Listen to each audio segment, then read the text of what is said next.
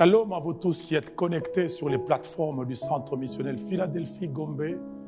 Je viens vous inviter à prendre part au culte du 5 juillet 2026 et qui aura pour grand thème en prédication se positionner en Christ pour triompher de la séduction du faux dans le domaine prophétique.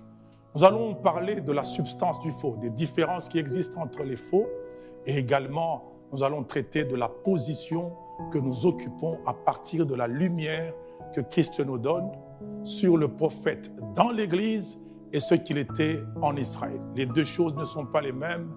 Soyez connectés, que Dieu vous bénisse. Se positionner en Christ pour triompher de la séduction du faux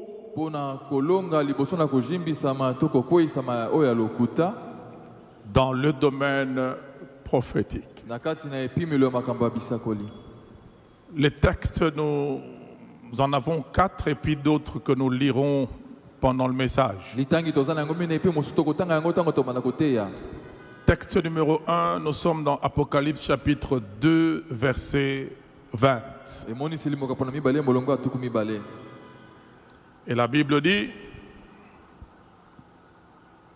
Apocalypse 2, 20, mais ce que j'ai contre toi, c'est que tu laisses la femme Jézabel, qui se dit prophétesse, enseigner et séduire mes serviteurs pour qu'ils se livrent à l'impudicité et qu'ils mangent des viandes sacrifiées aux idoles. Deuxième texte. Matthieu 24, 24. Car il s'élèvera de faux Christ et de faux prophètes. Ils feront de grands prodiges et des miracles au point de séduire, s'il était possible, même les élus. Nous allons maintenant dans Matthieu chapitre 7, de 15 à 20 et puis de 21 à 23.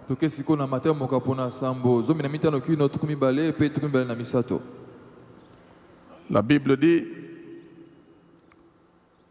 gardez-vous de faux prophètes. Ils viennent à vous en vêtements de brebis, mais au-dedans, ce sont des loups ravisseurs.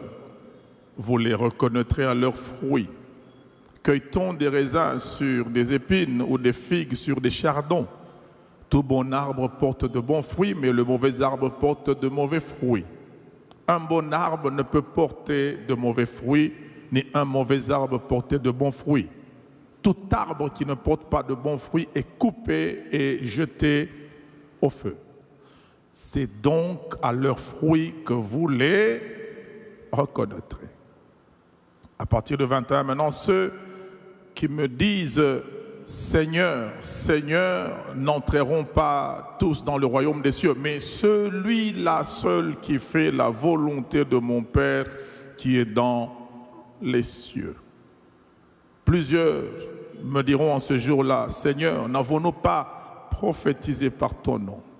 N'avons-nous pas chassé les démons par ton nom? Et n'avons-nous pas fait des miracles, beaucoup de miracles par ton nom? Alors je leur dirai ouvertement, je ne vous ai jamais connu. Retirez-vous de moi, vous qui commettez l'iniquité. Nous acclamons la parole du Seigneur. Amen. En guise d'introduction, je voudrais nous présenter en gros ce que signifie le faux en matière de séduction dans le domaine prophétique.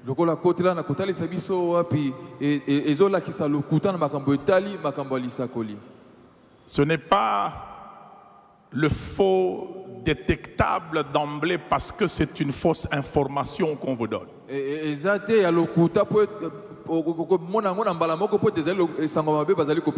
Parce que les fausses prophéties, les fausses informations dans la bouche de certains opérateurs prophétiques se révèlent et se manifestent faux d'emblée. C'est pas à ce niveau que se joue la séduction, parce que si c'est d'emblée faux, ce n'est pas séduisant. Parce que n'importe qui peut détecter que ce n'est pas vrai.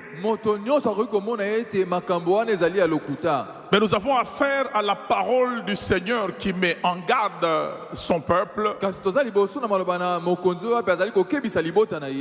Il dit qu'il s'élèvera des faux Christ et des faux prophètes. Et il ajoute très bien. Alors très bien. Dans Matthieu 24, 24, ils feront pas des miracles, mais des grands miracles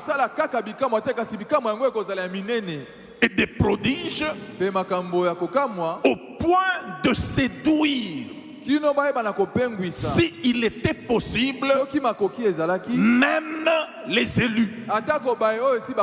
Ça veut dire le faux. Ça ne sera pas quelque chose que vous verrez d'emblée. Non. Mais c'est une chose que vous allez discerner à 3 niveaux.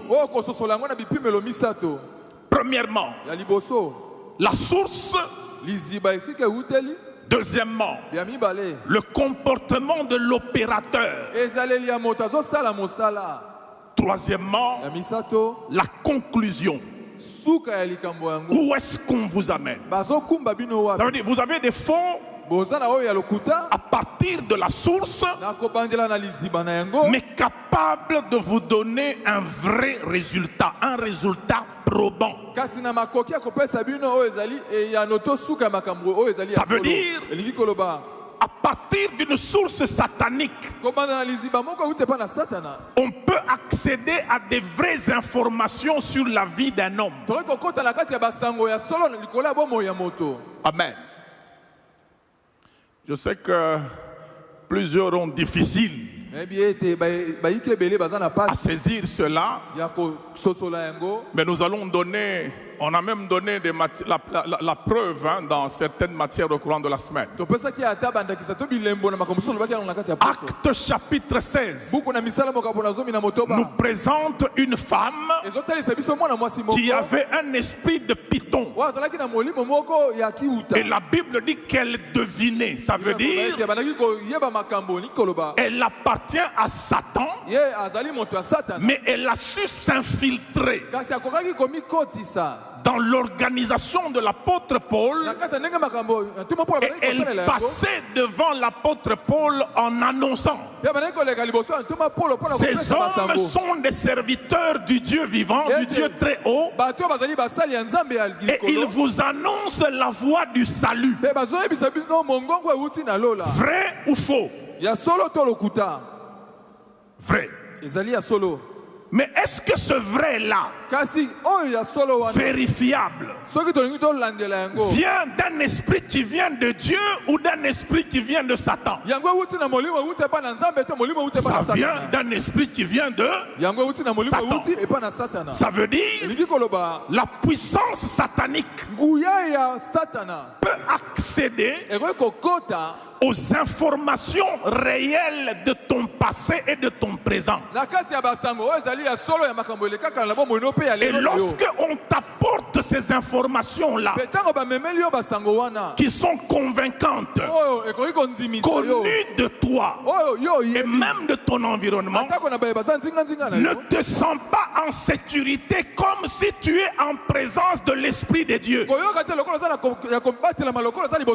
Ça veut dire la divination est en mesure d'accéder aux éléments informationnels de nos vies, dans le passé et dans le présent. Ça veut dire, on peut te parler de ta vie à partir de la divination, tout comme à partir de l'Esprit de Dieu, par parole de connaissance. Amen. Ici, je voudrais amener les vrais prophètes, parce que cette prédication, c'est en leur faveur. Il ne faut pas que les vrais prophètes puissent subir le niveau que les devins posent dans les choses de Dieu. Les devins surmultiplient des paroles sur le passé et sur le présent. Ils peuvent vous en donner des tonnes et des tonnes en très peu de temps.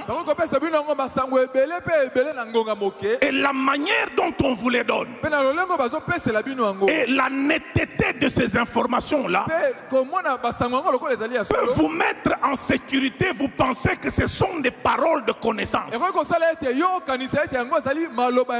Parce qu'à la vérité, la parole de la connaissance et l'information d'un devin peuvent avoir la même réalité. Par parole de connaissance, on peut te révéler d'où tu viens.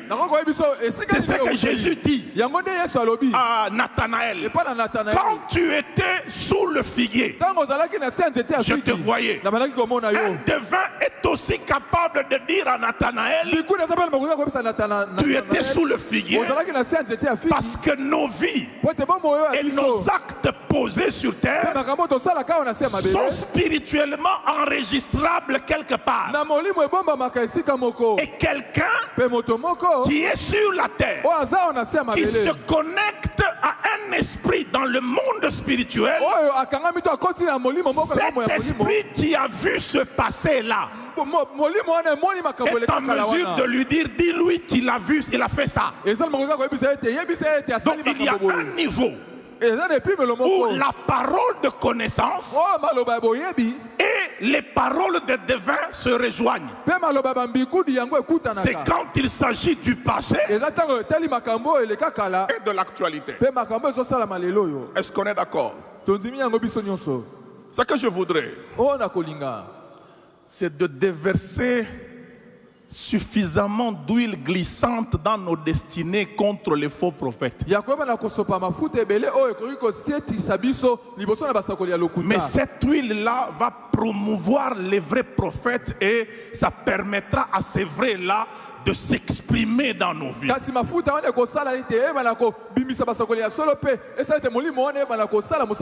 nos vrais ont un problème à quel niveau? Le fait que les faux donnent tellement d'informations sur le passé et l'actualité, ils veulent suivre ce rythme-là.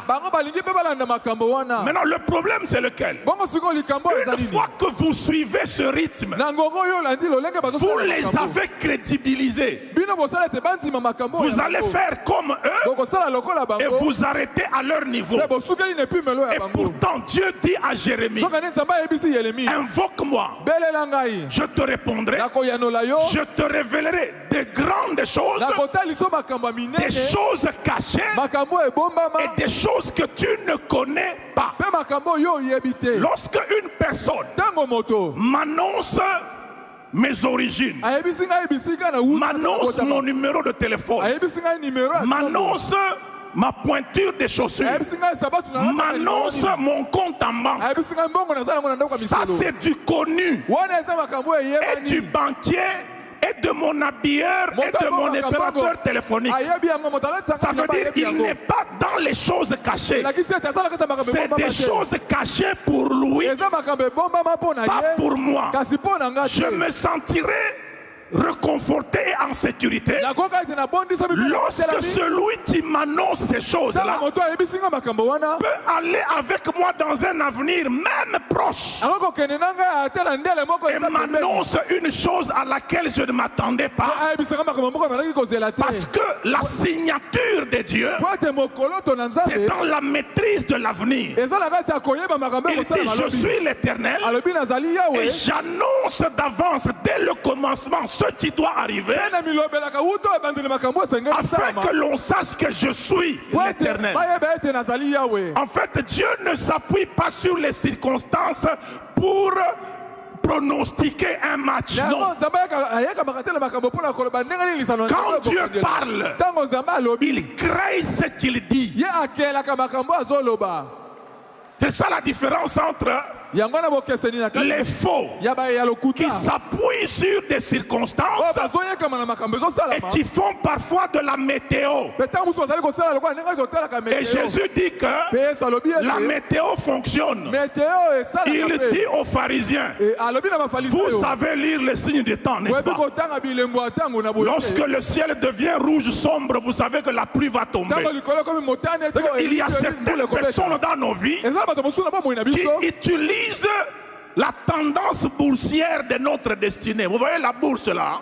Quand on voit que tu as bien étudié, tu es de famille sociale stable, à partir de là, on peut facilement t'annoncer une réussite dans ta destinée. Ça, c'est de la météo. Les gens qui ont besoin de la vraie prophétie, c'est le koulouna sans espoir là. Vous ne savez pas ce qu'il va devenir. Allez un peu lui annoncer ce qu'il deviendra et qu'on le voie. Donc, au niveau de la source, nous avons l'esprit satanique, mais qui est capable d'accéder à nos informations à partir du surnaturel et les communiquer à quelqu'un. Amen. Maintenant, au niveau du comportement, nous avons également le faux. Maintenant, à ce niveau-là, nous pouvons avoir un vrai, authentique de Dieu, mais qui a un comportement diabolique. Qui est Judas? Un apôtre authentique de Christ. Mais quel est le cœur de Judas? Tellement rempli de cupidité que Jésus n'en parle plus en termes d'humain. Il dit que c'est un démon. Il dit, n'est-ce pas moi qui vous ai choisi, vous tous les 12? Mais l'un de vous est un démon. Ça veut dire quoi? Il est tellement rempli d'amour de l'argent que quand il me regarde, il ne voit pas un sauveur, il voit une marchandise. Comment est-ce que tu peux vendre quelqu'un qui a ressuscité Lazare? Tu as vu que 4 jours, le pourrissement a commencé, il ressuscite Lazare, et quand tu le regardes, tu dis, je vais le vendre. Tu ne vois pas un sauveur, mais tu vois une marchandise. Et attention, l'amour de l'argent peut atteindre un niveau qui permet à Satan d'installer dans un appelé authentique de Dieu. C'est ça que Pierre dit à Ananias et Saphira.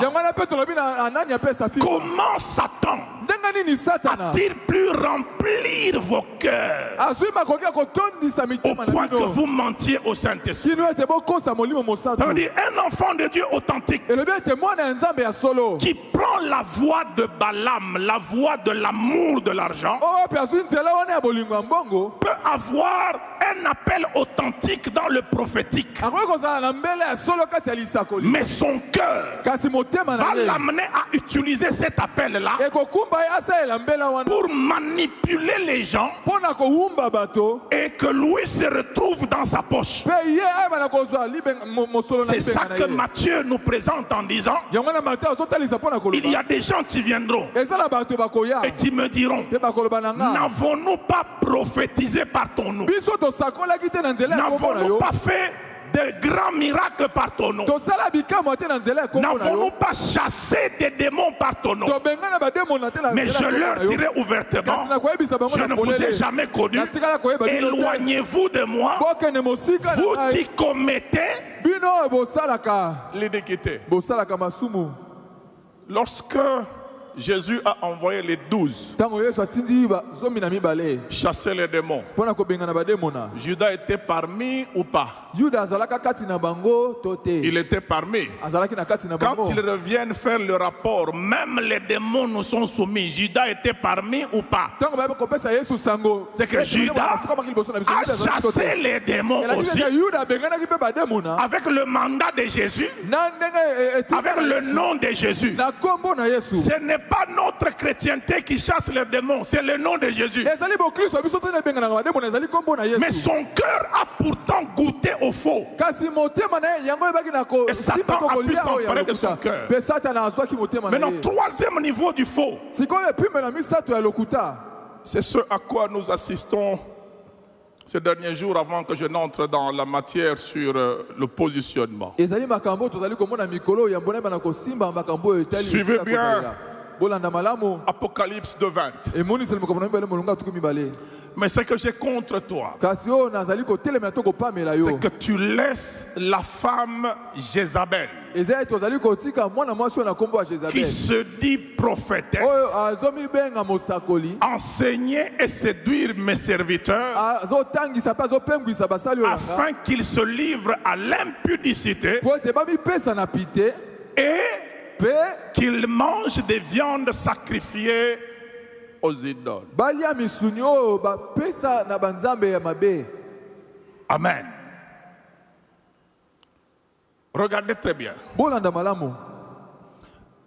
Jésus se plaint de ce que Jézabel enseigne qui et séduit qui? Ses serviteurs. Amen. Et puis il nous a dit dans Matthieu 23 que ces faux-là, ils séduiront s'il était possible même les élus. Donc, quand on arrive à l'église de Thyatire, ça veut dire que les ténèbres, la puissance satanique, par l'esprit de la séduction, parvient à recruter parmi les serviteurs de Dieu et parvient à les connecter au domaine satanique. Et les points de connexion, il y en a deux: l'impudicité et les viandes sacrifiées aux idoles. Prenons les viandes sacrifiées aux idoles. En fait, il s'agit traditionnellement pour les Africains de ce que nous appelons la sorcellerie. Maintenant, je voudrais vous dire ça clairement. Dans ce pays ici, dans cette ville ici, et pratiquement au travers le monde, il y a des gens qui ont bien commencé à servir Dieu, qui ont été authentiquement appelés par Dieu, mais par impatience, par cupidité et par imitation des faux, on a su les initier à la divination et on a débauché leur don spirituel. Et c'est ça qu'il y a de dangereux. Pourquoi? Parce qu'ils sont authentiquement appelés par Dieu. Ce sont des enfants de Dieu authentiques.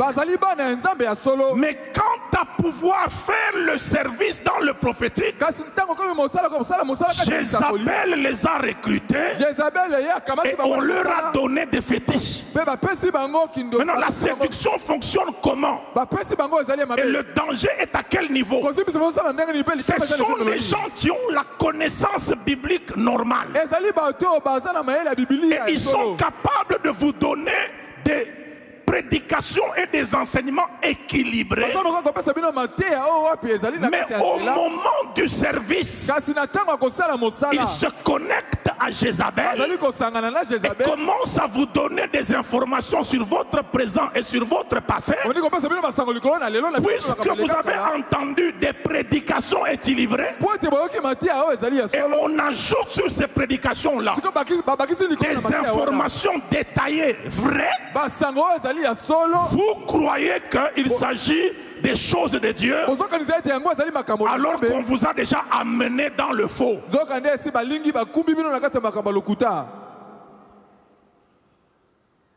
Oh. Pourquoi une facilité impressionnante à détailler mon passé et mon présent au nom de Dieu?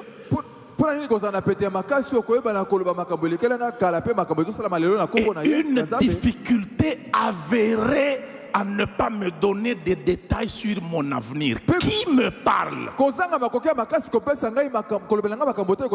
Si j'ai affaire à celui qui était, à celui qui est et à celui qui vient, il vient de mon avenir. L'avenir pour lui, ce n'est qu'un souvenir. C'est lui qui a écrit le livre de ma vie. Lorsqu'il doit me parler sur mon avenir, il n'aura ni à tergiverser, ni à être un grossiste motivateur. Quand tu me parles de mon passé, tu es détaillant. Mais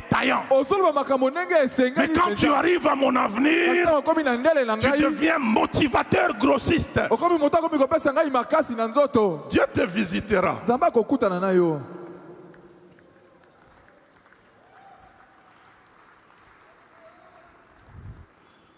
Est-ce qu'on se comprend? Je le répète encore ici. Avec des méthodes manipulatoires du genre, dis amen que je prophétise. Présente l'offrande que j'augmente.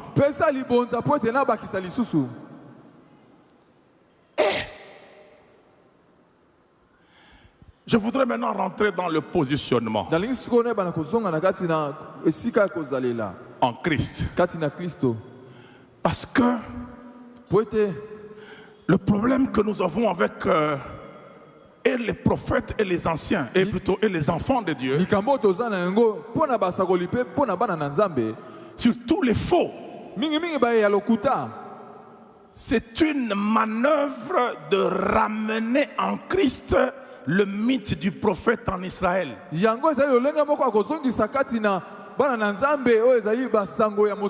je vais expliquer ça en détail. Christ Jésus, Jésus-Christ ici, Jésus. Il est la lumière, il dit je suis la lumière du monde. Ça veut dire, quand Jésus entre en scène dans le plan de Dieu, il apporte une lumière, et la véritable lumière à partir de laquelle on va identifier la valeur et l'importance de chaque fonction dans le royaume de Dieu. Avant que Jésus n'entre en scène, le prophète travaille en Israël. Le prophète qui travaille en Israël n'a pas la même valeur que le prophète qui travaille dans l'église. C'est ça qui a quand même de choquant aujourd'hui. Tenter de prolonger l'autorité du prophète en Israël jusqu'en Christ, c'est une grave erreur. Parce qu'avant que Jésus ne vienne, Moïse est très important. Salomon est très important. David est très important. Élie est très important. Mais quand on arrive à la transfiguration, Moïse et Élie apparaissent, mais la voix qui parle au ciel parle d'un seul. Celui-ci est mon fils en qui j'ai mis toute mon affection. Écoutez-le, ça veut dire, vous qui parliez à mon nom, vous n'aviez que des parties. Maintenant, c'est le temps d'écouter. Et la personne à écouter, c'est mon fils. C'est pour ça que Hébreu dit, après avoir parlé de plusieurs manières et à plusieurs reprises à nos pères par les prophètes, Dieu dans ces derniers jours nous a parlé par le Fils, lequel il a établi héritier de toutes choses et qui a créé toutes choses par sa parole puissante, qui a fait la purification des péchés et qui s'est assis à la droite de la majesté divine dans les cieux. Ça veut dire, quand Jésus arrive, Moïse perd sa valeur, Élie perd sa valeur, Jérémie perd sa valeur, Esaïe perd sa valeur, et c'est Jésus qui va vous éclairer sur ce que vous allez avoir comme considération de ces gens-là. Et lui-même commence à parler maintenant. Quand Jean-Baptiste arrive, allez lire Matthieu 11, verset 13. La Bible dit, les prophètes et la loi ont prophétisé jusqu'à Jean. En Israël, le prophète a une supériorité. Amen. Et cette supériorité fait que quand un prophète apparaît, tout Israël là n'a pas Dieu avec lui. C'est le prophète qui a Dieu. Et momentanément, pendant qu'il fait le ministère des prophètes, quand il va finir, l'esprit va le quitter et il va rester un homme ordinaire. Ça, c'est en Israël. Maintenant, quand on arrive à Jésus qui parle des gens, il dit aux gens, qu'êtes-vous donc allé voir au désert? Un prophète, il dit, oui, et même vous dis-je, il est plus qu'un prophète. Quand on arrive à Jean-Baptiste, le prophète a un supérieur qui s'appelle Jean-Baptiste. Ça veut dire, l'ordre prophétique en Israël change déjà avec l'entrée de Jean-Baptiste qui ouvre la transition pour l'entrée du royaume de Dieu et la fermeture momentanée du royaume d'Israël. Jésus n'apporte pas le royaume d'Israël sur la terre, non. Jésus apporte le royaume des cieux sur la terre. Dans le royaume des cieux sur la terre, le prophète n'a pas le monopole qu'il a dans le royaume d'Israël. Ça n'existe plus dans le royaume des cieux. Il va occuper une place que Jésus va lui donner. Ça veut dire, quand quelqu'un peut te prophétiser, qu'il ne t'entraîne pas dans une prise de supériorité sur toi. Tu n'es pas un enfant d'Israël, tu es un enfant de Dieu. Ça veut dire, le prophète qui te parle ne te parle pas comme il doit parler à un enfant d'Israël. Il doit te parler comme on parle à un prince, comme on parle à un fils du roi, parce que le Dieu qui l'a envoyé te parler, il se trouve aussi en toi.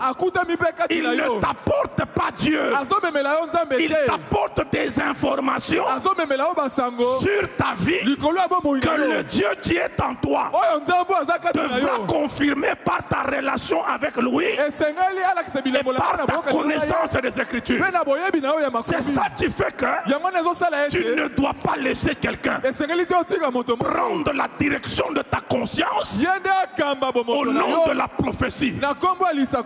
Ne laisse pas quelqu'un l'emporter sur ce que tu dois faire. Non. C'est pour ça que s'il te dit, dis amen que je prophétise, dis-lui stop que j'analyse. Parce que la Bible dit, ne méprisez pas les prophéties. Examiner toutes choses. Il ne faut pas rouler ma conscience dans un amen qui va te donner le volant de ma vie. Non. Si tu es un vrai, tu dois accepter de subir un examen de la part d'un fils de Dieu. Examiner et retenez ce qui est bon. On n'a pas dit amen, on a dit examiner. Ça veut dire, avec tout le respect que je te dois, on n'est plus en Israël, nous sommes dans le royaume de Dieu. Je suis fils du roi et j'ai une autorité d'examiner ce que tu dis au nom de mon Père.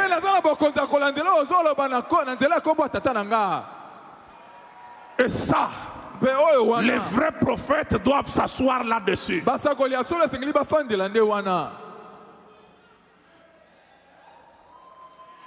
Il ne faut pas manipuler les gens jusqu'à ce que le Dieu qui est en moi va me confirmer que ce que tu dis là vient de lui, alors que je dirai amen. Et il y en a qui vous culpabilisent même. Toi tu ne crois pas ce que Dieu a dit. Est-ce que c'est ton problème? Toi ton ministère c'est de pouvoir parler. Que je croie ou que je ne croie pas, c'est pas toi qui vas répondre. Laisse-moi avec mon Père, nous allons résoudre ces affaires là nous-mêmes.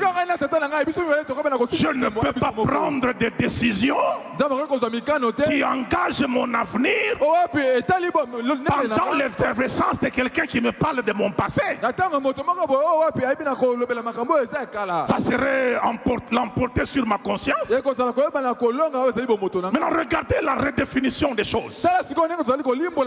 Même les anges, s'il vous plaît, ont eu une redéfinition de leur regard sur nous. Est-ce qu'on peut lire 1 Pierre chapitre 1er à partir du verset 10?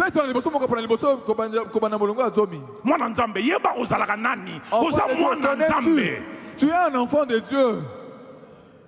Est-ce qu'on peut me projeter 1 Pierre 1 à partir de 10? Les prophètes qui ont prophétisé touchant la grâce qui vous était réservée ont fait de ce salut l'objet de leur recherche et de leur investigation. Verset 11. Voulant sonder quoi? L'époque et les circonstances marquées par l'Esprit de Christ qui était en eux et qui attestait d'avance les souffrances de Christ et la gloire dont elle serait suivie. Retenez bien, la gloire dont elle serait suivie. Verset 12. Il leur fut révélé quoi? Que ce n'était pas pour eux-mêmes, mais pour qui? Pour qui? Pour nous, qu'ils étaient dispensateurs de ces choses que vous ont annoncé maintenant ceux qui vous ont prêché l'évangile par le Saint-Esprit envoyé du ciel, et dans lesquels qui? Les anges veulent faire quoi? Plonger quoi? Tu ne peux pas plonger les regards dans ce qui est ordinaire. Ça veut dire s'il y a quelque chose qui t'attire là, il commence à se passer des choses qui te dépassent, que tu n'as jamais vu avant. C'est pour ça que la Bible dit, c'est ce que l'œil n'a point vu, que l'oreille n'a point entendu, qui n'est pas monté au cœur de l'homme, que Dieu a préparé pour ceux qui l'aiment. Est-ce que vous savez que avant Jésus, Le prophète et l'ange sont des profils enviables par les hommes. Pourquoi? Parce que lorsque vous lisez la Bible, vous allez vous rendre compte que la différence en époque est que l'entrée de Jésus dans le monde, c'est l'époque où Dieu va assurer les engendrements. Dieu va engendrer. Avant, Dieu n'a pas encore engendré. Et les engendrements ont une importance. S'il n'y a pas d'engendrement, la suite n'existe pas. Ça veut dire que les choses s'arrêtent avec celui qui n'engendre plus. Maintenant, l'époque que nous avons actuellement, la Bible dit à tous ceux qui l'ont reçu et qui ont cru en son nom, la parole leur a donné le pouvoir de devenir des enfants de Dieu, qui ne sont pas nés de la chair, qui ne sont pas nés du sang, mais qui sont nés de Dieu. Ça veut dire, à cette époque, les anges sont étonnés que Dieu aille à la maternité. Dieu a pris une grossesse, il va engendrer ses enfants en Christ. Maintenant, ces enfants engendrés là, c'est avec eux que Jésus va travailler dans ce que les prophètes ont vu comme gloire qui viendrait. Lisons le texte dans le livre des Hébreux. Prenez toujours Hébreux. Chapitre 2, au verset 10 jusqu'à 13. La Bible dit: il convenait en effet que celui pour qui et par qui sont toutes choses, et qui voulait conduire à la gloire qui? Beaucoup de fils. Les prophètes voyaient la gloire après les souffrances, n'est-ce pas? Quand Jésus va ressusciter ayant vécu les souffrances de la croix, c'est maintenant la gloire des fils qui commence. Ça veut dire, si tu demandes à Moïse comment c'était l'épisode quand tu as fendu la mer, il va t'expliquer, ça sera impressionnant. Et toi tu diras waouh.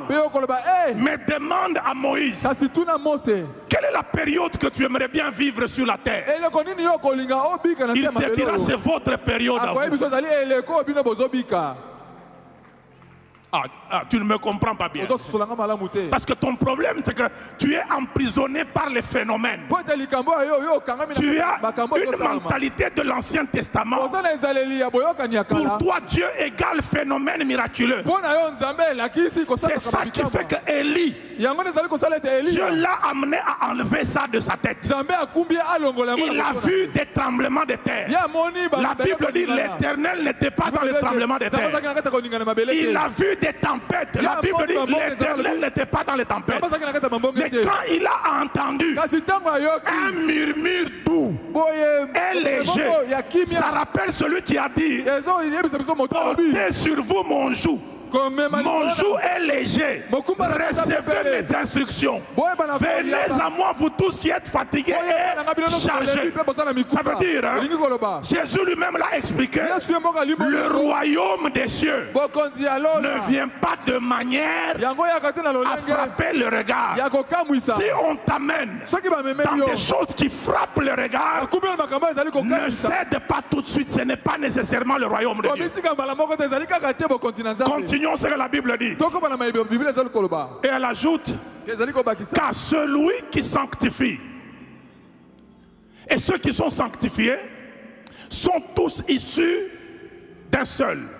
C'est pourquoi il n'a pas honte de les appeler frères lorsqu'il dit: j'annoncerai ton nom à mes frères, je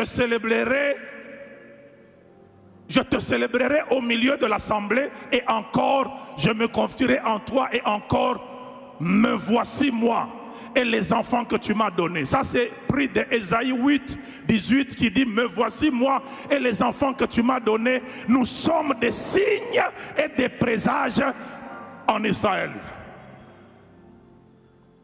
Je voudrais conclure en vous présentant ce qui se passe dans ces textes. Première chose, les prophètes annoncent quoi? L'avenir. Ils annoncent des signes. Mais les enfants de Jésus deviennent quoi? Me voici moi et les enfants que tu m'as donnés. Nous sommes quoi? Des signes et des présages. Ça veut dire nous sommes ce que les prophètes annoncent. Entre être un signe et attendre qu'un faux te donne des signes, qu'est-ce qui est plus intéressant? Ça veut dire tel que tu es là, ta vie est une prophétie de Dieu en plein accomplissement, même si on ne te prophétise rien. Et dans l'église de Christ, regardez maintenant comment fonctionne la prophétie. Elle se joue à 3 niveaux. Il y a le ministère des prophètes. Ce n'est pas lui l'autorité de l'église. Il y a le don de prophétie, mais il y a aussi l'esprit de la prophétie qui est dans Apocalypse chapitre 19. Et nous allons lire ça au verset 10. La Bible dit, et j'ai tombé à ses pieds pour l'adorer, mais il me dit, qui lui dit? L'ange, garde-toi de le faire. Je suis ton compagnon de service et celui de tes frères qui ont quoi? Le témoignage de Jésus. Adore Dieu, car le témoignage de Jésus est l'esprit de la prophétie. Est-ce que tu as le témoignage de Jésus? Oui. Ça veut dire le fait que tu as le témoignage de Jésus, même si tu n'as pas un ministère de prophète, même si tu n'as pas un don de prophétie, il y a en toi fonctionnement de l'esprit de la prophétie. Qu'on te prophétise ou pas, ça ne doit pas t'inquiéter. Maintenant, quand vous prenez ici, dans Hébreu, on nous présente Jésus dans le culte avec ses enfants. Je te célébrerai où? Dans l'assemblée. J'annoncerai ton nom à mes frères. Ça veut dire le culte chrétien, le culte de Jésus. Son point fort, c'est l'adoration qui célèbre Dieu et la transmission de la connaissance du nom de Dieu selon qu'il est écrit. Or la vie éternelle, c'est qu'ils te connaissent toi, le seul vrai Dieu, et celui que tu as envoyé, Jésus-Christ. Le drame actuel, c'est qu'on est en train de nous voler la substance du culte pour introduire les périphériques du culte à l'intérieur, au milieu. Le point fort d'un culte, les points les plus forts, il y en a 2. Quand nous adorons Dieu et quand Dieu nous instruit. Le point fort d'un culte, ce n'est pas un ring qu'on nous dresse et un homme commence à chasser les démons spectaculairement pour nous. Ce n'est pas ça le point fort. Ça peut se faire même dans l'intercession. Ce n'est pas ça le point fort du culte. Le point fort du culte, c'est quand nos esprits adorent Dieu et quand Dieu leur communique les instructions. Qu'est-ce qui se passe en réalité? Nous voulons trop prendre de l'importance, pas avec la substance, mais avec les épices. les prophéties, la chasse aux démons, bisako lui ko benga na ba les démons guérisons et tout ça, ko bikisa pe makambo nyonso wana ce sont des épices. yango ezali bichebi Ça ne nourrit pas. yango te mutu e comme Tu ça as déjà vu quelqu'un que l'on met sous le régime de manger du piment pour qu'ils soient en bonne santé? yo mo si o mona moto ba komeli ete yo liaka kaka pilipili po ta sa nzoto kolongono. Ezana biloko oyo batiaka po olia bien. La vérité c'est que ta santé ne dépend pas des épices. Bosolo ezali ete nzoto kolongono na ezo uti Elle ate na dépend épices. du repas principal. Yango ezo uti la ndena bilei Maintenant, oyo. à quoi nous assistons aujourd'hui? Nini siko tozali komona lelo oyo. Quelqu'un va arrêter Moto moko akokata. les attentions de tous les enfants de Dieu Akosala te bana nzambe nyonso batala ye. parce qu'il a dépassé à révéler à 2-3 personnes. Po ete abandi ko lobela bato mibale misato makambo. Il le met d'abord debout. Toi, tiens-toi debout. Nalingi nano yo otelema likolo. Dès que tu te mets debout, dis-toi, Tango yo telemi likolo alobi. je vois Yo nazomona te. Thérèse Seki. Thérèse azanani.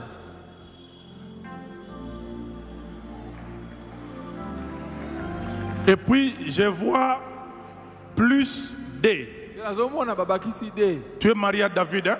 Obalana na David. Et tout le monde Bato nyonso cesse d'adorer Dieu batiki kogumamela nzambe pour assister à ce que quelqu'un dit que Thérèse est mariée à David. mpona kotala moto azoloba ete Thérèse abalana na David. Même la commune de Lubumbashi connaît ça. atako zone ya Lubumbashi eyebi yango. Que Dieu ait pitié de nous. Tika nzambe ayokela biso mawa. Qu'est-ce qui nous impressionne en fait? Nini yango nde ekamwisaka biso? C'est la manière dont quelqu'un accède de manière surnaturelle aux informations d'une autre, n'est-ce pas? Yango ezali lolengo moto azali kokota na kati ya basango na lolenge eleki. Et qu'est-ce qui nous impressionne aussi? Nini pe ekamwisaka biso? C'est quand nous voyons des gens tomber par terre et se rouler. eza ntango tomoni bato akwei na mabele babandi kobaluka. N'est-ce pas? Boye te. Et quand nous voyons ça, Pe ntango tozomona yango nous disons que non, le culte était puissant. tozolombala moko ete mayangani ezalaki na nguya makasi. Il y a des cultes qui ne sont pas puissants. ezala bamayangani oyo ezalaka na. Vous voyez nos évaluations, hein? tozomona ndenge Nos étalons d'évaluation. tolakisaka biloko ya motuya. Qui vous dit qu'un démon, pour partir, il doit signaler qu'il part? nani alobi ete demona po ete akende esengeli ayebisa bino ete tala nazokende. Tu as besoin de son signal. oza na bosenga ayebisa ete azokende.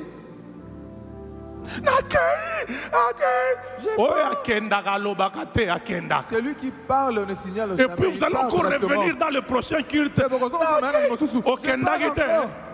Tu n'étais pas parti. Et c'est souvent les mêmes personnes qui sont devenus les clients des mêmes personnes. Ceux qui ont une cliente côté, ça va aller de ce côté. S'il voit sa cliente de l'autre côté, que Dieu nous fasse grâce. Je voudrais terminer. Il me reste 3 minutes.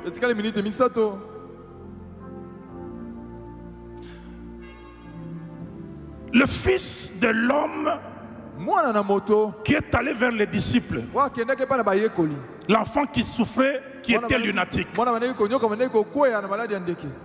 il a poussé des cris, n'est-ce pas? Et regardez les anges que Jésus a quand il parle avec son père. L'enfant tombe, se roule par terre. Jésus ne s'occupe pas d'elle. Il parle avec son père Dieu. Ça lui arrive depuis quand? Vous voyez un peu, hein? Il est en train de se rouler par terre. Le papa commence à expliquer l'histoire. L'enfant en train de trembloter là-bas. C'est sûr que les gens regardaient à l'enfant, mais Jésus parlait avec les parents. Parce que le problème qui était là, c'est le père et les disciples. Jésus a commencé par dire à ses disciples, vous êtes incrédules, vous. Et puis il prend le père. Il dit, ça lui fait depuis quand? Il dit, c'est depuis l'enfance, hein? Et puis le père ajoute, si tu peux faire quelque chose. Jésus dit quoi? Si tu peux. soki na koki en fait, l'homme se rend compte qu'il vient d'exprimer son incrédulité. Jésus lui dit, tout est possible à celui qui croit. Il ajoute, oui, je crois. Et il ajoute, viens au secours de mon incrédulité. Maintenant, regardez le décor. Disciple incrédule et papa incrédule face à un enfant possédé. Ça va donner quoi? Parfois, ce sont nos désespoirs qui nous montrent qu'il y a puissance quand un démon part. Et puis quand il part en signalant son départ, vous voyez ce film-là. Je vais dans un autre épisode où il y a un mode silencieux. Ici nous avons mode vibreur alarme. L'enfant crie. Mais l'enfant de la syrophénicienne, elle n'est pas là. Jésus parle avec sa mère. Et puis Jésus dit, va, ton enfant est délivré. On a entendu même pas un bruit. On a juste constaté que cet enfant-là qui était possédé est délivré. Ça veut dire il peut y avoir puissance déployée, mais en mode silencieux, sans qu'un démon ne signale son départ. Et je sais qu'il y en a qui sont partis beaucoup ce matin. Que Dieu vous bénisse.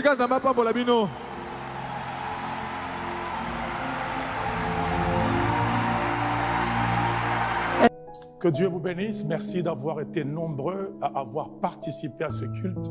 Vous avez donc compris que le faux n'est pas seulement celui qui donne des fausses informations, mais ça peut être un sataniste qui parle vrai, mais qui vous conduit faussement. Ça peut également être un vrai, authentique, mais qui a un comportement charnel.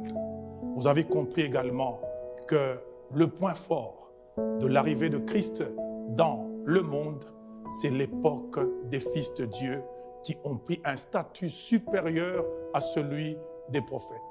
Que Dieu vous bénisse.